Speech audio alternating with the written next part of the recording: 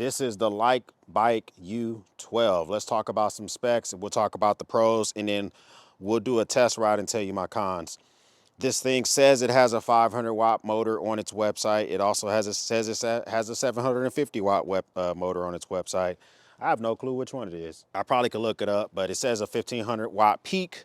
It also says a 2000 watt peak on its website. Very confusing. I took the logo off the battery. I'm pretty sure I'll put some B-roll of what that looks like. Beforehand, this is a 20 amp hour, 48 volt battery. So a little bit more than a kilowatt of power, maybe less than a kilowatt of power that you're rolling around on. Pretty good looking frame, decent size saddle. The saddle can take 2 people. It has factory installed pegs, which is very rare for any of these type of e-bikes. It is a moped style of a bike, and it feels pretty good for somebody. I mean, 6'2", 230. This is how I look on the bike. So if you're like, honestly, if you're like 5'5" and taller, you'll probably be fine. My 11-year-old is 5 foot. She can easily ride this thing and kind of make life that much easier. You do have a pretty good gear shifter. It actually has protection for the gears to keep from anything from hitting it.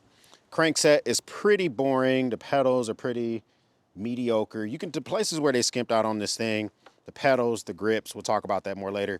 It does have shocks, but you can't really adjust the air in the shocks. They are what they are. If you want to adjust the ride of the rear part of this bike, you're going to be letting air out the tire or inflating the tire, whichever one works for you. As I mentioned before, it has a 7-speed shifter on here. It's 180 millimeter rotors with 2 piston calibers.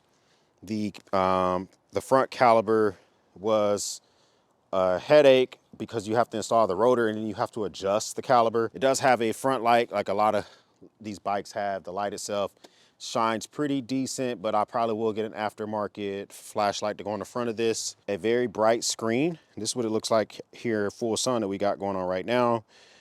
And you can see it pretty easily. You can dim the screen by pushing this button right here. So at nighttime, if you think it's too bright, you can dim it there. One thing I like about it is that it remembers your last trip. So my last trip was just 4 miles, and I can manually reset that. You do have the turn signals back here.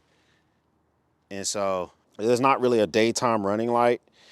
You can't really tell right now because it's pretty bright out here, but the front light is on and it does shine pretty decent. The up and minus button on this thing, it takes you into the menu. I could actually go in here, the speed. So right now I have the top speed set at 32 miles an hour, but I could change this to make it go as slow as 16 miles an hour. I like that a lot. And in the menus deeper as you go in, it's giving me 18 amps, but right now it's giving 40 volts. If I want to change that, I can make this go up to 40. Let's take it all the way up to the maximum amount, which I think is 44 volts. No, it's okay. Maybe it does go all the way to 40. Okay, so 48. So it should save that. We'll go here. And so now it gives me full power of the battery. So I like the fact that I can get into the menus, change it up. If you're going to have a teenager or something ride this bike, you can put a self-imposed governor of 16 miles an hour on this. You can even put out a reduced amount of amps that the battery gives you, the amount of volts that the battery gives you. Make the bike just take off slower. So make it just a generally safer bike for a teenager. All right, let me show you what this thing will do. No rider on it, how fast I can get it to go. The bike is unlocked, so it says 32.6. All right, we're gonna do a ride test of this Like Bike U12. All right, so there's some things I do and don't like about it. First, we'll go and actually go pick up my mail from my mail center. So I have this thing in pedal assist 5. This thing has what's called a cadence sensor versus a torque sensor. And we'll talk about that whenever I get to some pedaling portion. Most of the time when I ride these e-bikes, I tend to ride them throttle only. This does have a half twist throttle, which I am kind of becoming more of a thumb throttle type of guy for being able to maintain full control of the grips. This one's not that bad. We're gonna talk about some of the cons of the bike, and then we'll talk about some of the pros of the bike. The grips definitely feel like they are, there's a lot missing there. I feel like between the grips and the pedals, You could probably get on Amazon, spend 50 to 60 bucks and get yourself some upgraded grips and pedals like immediately. Another con is the installation process or the assembly process on this bike is absolutely ridiculous. The bike claims to be 85% assembled when you get it. I've put together probably 10, 15 e-bikes over the life of this channel, tried using them different ones for like EDC or for bug out situations. This one was probably the most time consuming when it came to putting it together. It was absolutely ridiculous. I mean, I'm talking about the rear shocks had to be installed. I had to install the rotor on the front wheel, the piston calipers, the brake pads didn't have a separator in between them, so I had to adjust the brake pads. You can still kind of hear the brake pads at lower speeds. Completely ridiculous. You probably wouldn't notice how much of a headache it is if you never put together multiple e-bikes, but it is not, it's just not where it needs to be, okay? Their website literature is extremely confusing. Let's take this field real quick. We're gonna come back at the end of this ride and I'll show you. This bike says that it is a 500 watt e-bike on one part of their website, and in another part of their website, it says it's a 750 watt e-bike with a peak of 1500.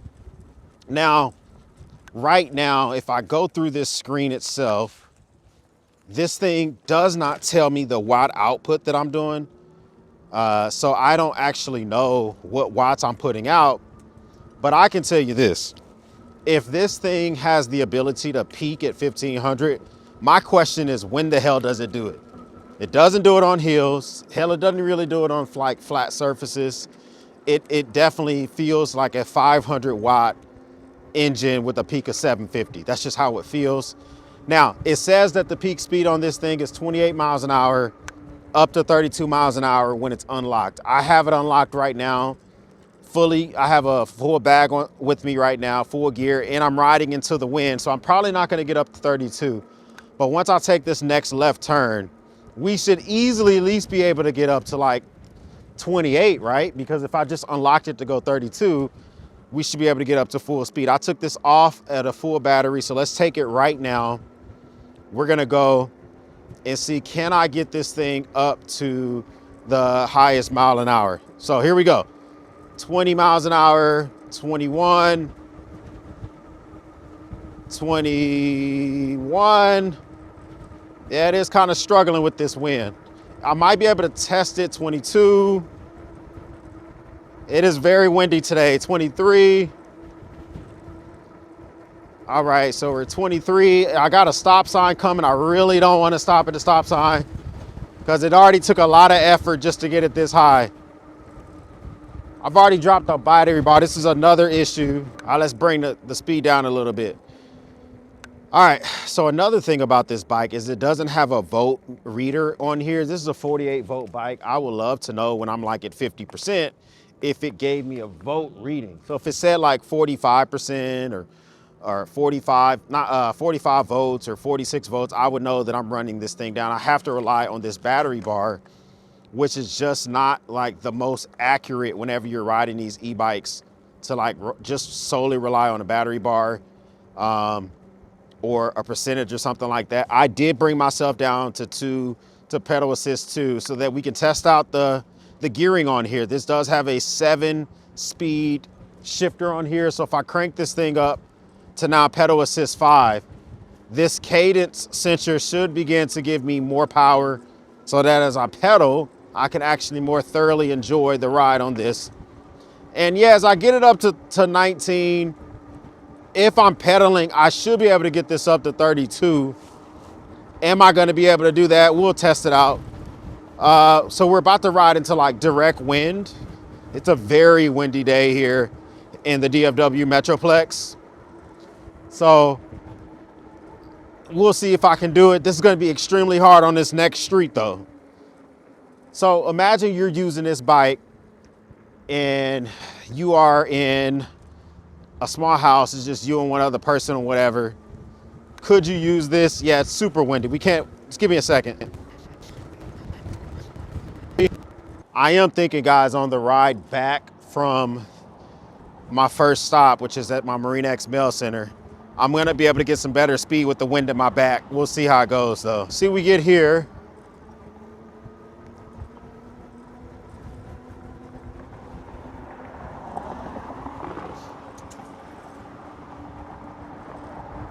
Throttle only, going into the wind.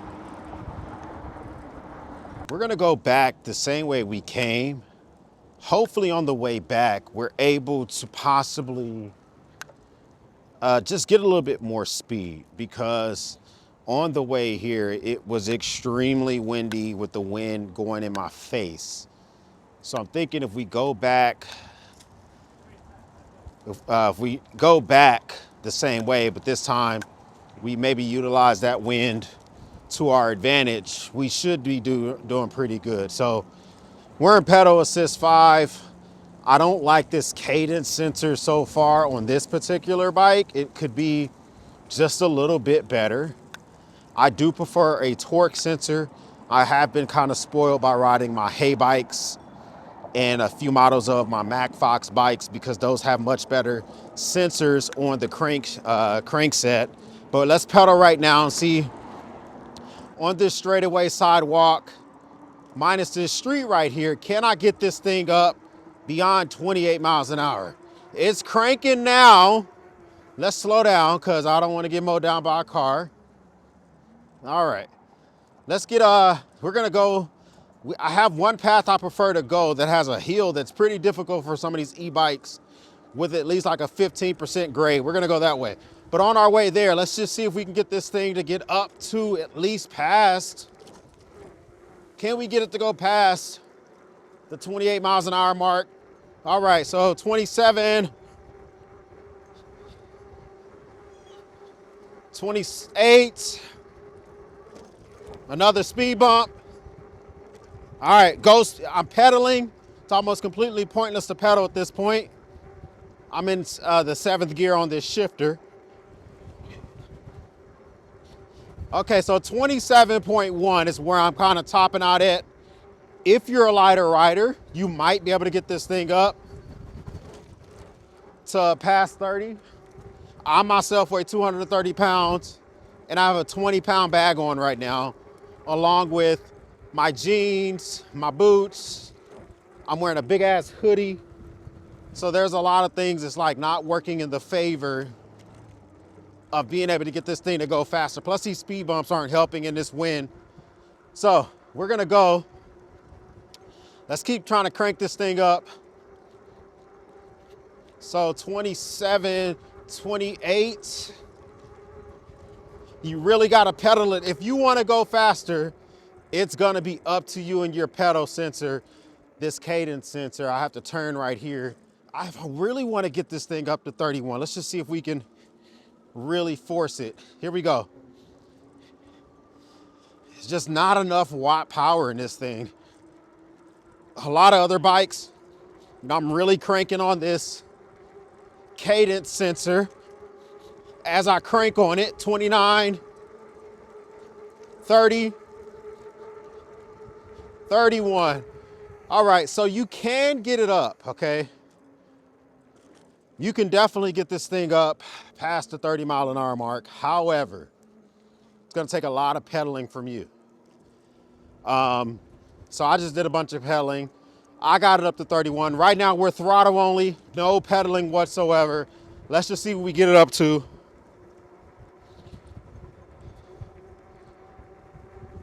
26, 27, 28, 29, 30, 31. All right, so this thing will get up to 32 miles an hour. It just needs a lot of room to do it, okay? You're riding this through neighborhoods and stuff like that, it's gonna be a difficult task to get this thing up to the 32 mile an hour mark. All right, we're on a trail now. Now we have a difficult hill coming up here.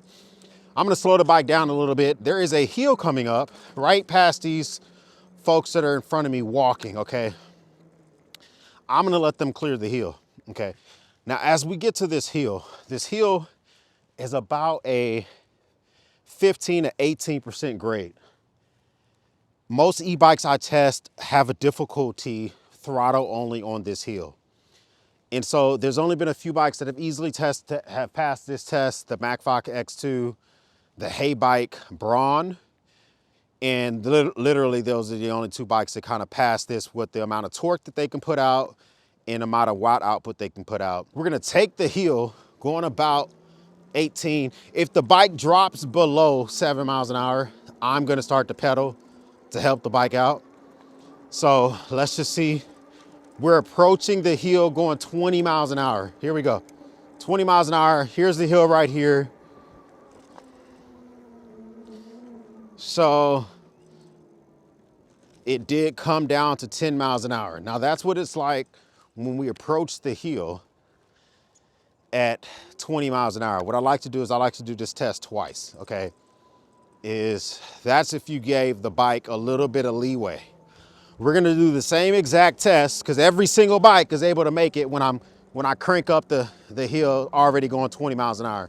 But can this thing make it up the hill if it has barely any speed takeoff? And I always have like the same distance measure. It's not really scientific, but this stone has been here for years and I've been doing this test for years. So I start off at this stone and this is kind of where I go. This is pedal assist 5, no help for me at all. We just got to the hill at 7, 8 miles an hour.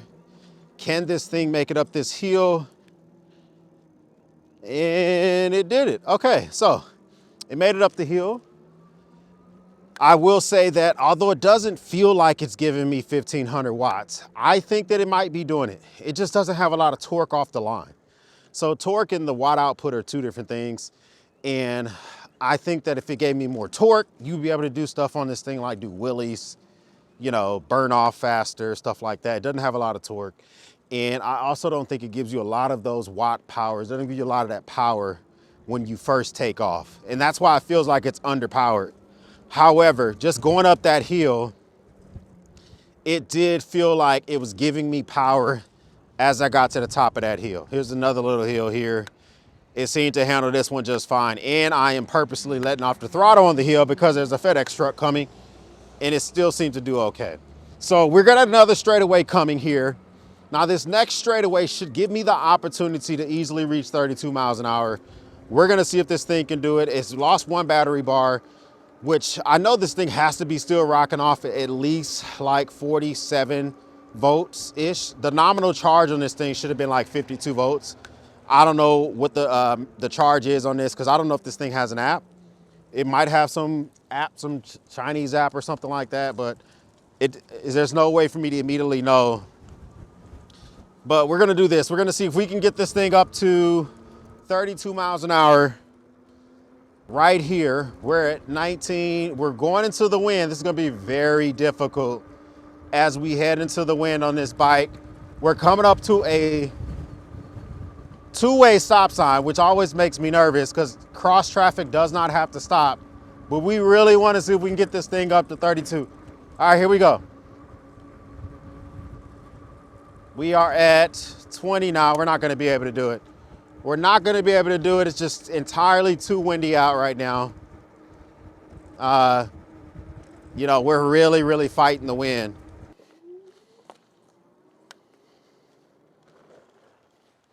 Final thoughts on the Like Bike U12. Could you use this for a bug out situation? You, grown-ass man, you, probably not. I just don't think it has enough power for someone who would have a backpack with them, a bag with them. Could this be a companion bike for a teenager or your wife? Or if you're lighter, you know, if you're lighter, maybe 160 pounds or something like that? Yeah, possibly. So their website purports this thing, it has the ability to get like 50 miles on it. I completely doubt it. I just don't see that as happening. But if you were to pedal it, could you make it that happen? Yeah, I could see you stretching that out. The thing is, this has a cadence sensor instead of a torque sensor. And so it tries to give you one-to-one power as you pedal, but I think it gives you too much power, even in the lower settings. So it puts too much stress on the battery. So I don't think it's gonna 100% work out for you on that component as well. I mean, overall, this feels like a company who will slowly but surely grow. I think that Like Bike is not like a typical run-of-the-mill company who gets access to a Chinese factory and pumps out bikes. They do have warehouses here in the United States where you can readily get bikes, get warranty parts. They have 1-year warranty on their bikes. If they give me a discount code, I'll link it up down below. But those are some of the differences for some of like the fly-by-night brands that I've seen in the past, where they really seem to be striving to grow and to expand. I think that they can take criticism. This high boy type of handlebars here, probably not going to be most comfortable if you don't have like longer arms. I kind of showed that earlier where this is very comfortable for me, but if you're shorter, you're going to either have to choke up on the seat or something, because the placement for somebody like my height is perfect. Somebody shorter, maybe not so much. Good looking bike though. I will give them that. A lot of times when I get bikes on this channel, I tend to ride them, give them away, or sell them for like $100 or something like that, just to cover the cost of shipping whoever I'm sending these things to. This one here I'll probably give away happily. The last thing I would say on this, as well as the tires, they're trying to give you a healthy balance between being quiet on pavement but being decent off-road. I want to see more of these e-bike companies just give me slicks. Just pay attention to the road riders. And if someone wants all-terrains, or if someone wants the ability to have mountain bikes looking tires, more knobby tires, they can just buy them, break the bead, and change them yourself. It's not entirely impossible to do, but I would prefer like a very quiet ride, because these bikes that go 32 miles an hour and below, 48 volt bikes, they are better suited to be on like sidewalk bikes. They can do okay in the streets. They can probably do okay in a little bit of grass, but slick tires can do okay in grass. These things aren't great in mud. They're not gonna be great on mountain bike trails. They're not gonna be great on rocks. So because they don't have all that power, I would much rather you just completely style this thing out as if I'm a pavement only rider. And in that way, I can kind of suit myself for that type of stuff as well. And it will make life that much easier. The last thing I gotta say is the pricing. The pricing on this makes it very much more interesting, okay? Very much more interesting, because when you look at the price of something like this, it can get down every now and again as low as like $499, between $699, depending on what type of sales they got going on. A lot of things I just said kind of go out the window, because 48 volts, 20 amp hours, nice seat, even faux leather, half twist throttle, pretty decent features going on here. They could easily price this at like $899, $999, but they chose to go with a lower amount. So that does make it a lot more interesting. And I'll show you one of its biggest competitors. One of its biggest competitors has to be the TST R002, trash name. But they also price this thing around $599. If you get the bigger battery like I have here, I think it costs $699 or $799. But I would argue to say, although this bike is dope, this TST bike is pretty dope, it is not as comfortable of a ride as this U12. This TST bike has a fatter battery. I wonder if I would completely destroy the controller if I tried to take this battery off and slap it on the U12, but whatever. I like the size of this battery, but everything else about this, and I like the torque this thing puts out. This thing puts out a lot of torque, but when it comes to just comfort, like 7-8 miles into a ride, U12 feels much more comfortable. So, you know, think about the U12. I didn't mention it does come with fenders. I did not install them. I absolutely don't really like fenders. This bike has fenders. This TST bike has fenders because my teenage daughter primarily rides this and she likes fenders, keeps water and mud off of her when she's riding. I like the way these bikes look with no fenders, so I didn't put them on this bike, but whoever I give this to, I'll give them the fenders. And the last reason I would say that you may not buy this bike for if you're an apartment liver. If you're gonna be keeping this bike inside of an apartment where you gotta walk it through a hallway, down a set of stairs, or down an elevator, or even out a hallway, this battery is not UIL certified. Unlike some of its competitors like Haybike and MacFox, I don't know what these battery cells are. I don't know if they've been tested. It has these QC test stickers, which I could buy on freaking Amazon. So who cares about a QC test sticker? So I don't know how stable these batteries are. I will happily keep these in my garage near fire extinguisher with a camera where if there's something were to go down, a smoke detector will let me know, but it's far away from my family. If you're in an apartment, I wouldn't keep this bike or this TST in an apartment because I just don't know anything about the batteries. The one thing I like about name brand companies like Hay Bikes and stuff like that, they will tell you about their batteries. For instance, this is a Hay Bike Ranger 3.0. And the thing about the Hay Bike Ranger 3.0, it's a folding e-bike, so it's not really the moped style. This actually has a stronger motor, but beyond all that, this thing has UL certified batteries with a serial number, the testing date. I could look it all the way up. And these bikes, because they're certified and tested in such a way, you can buy these in a retailer here in the United States.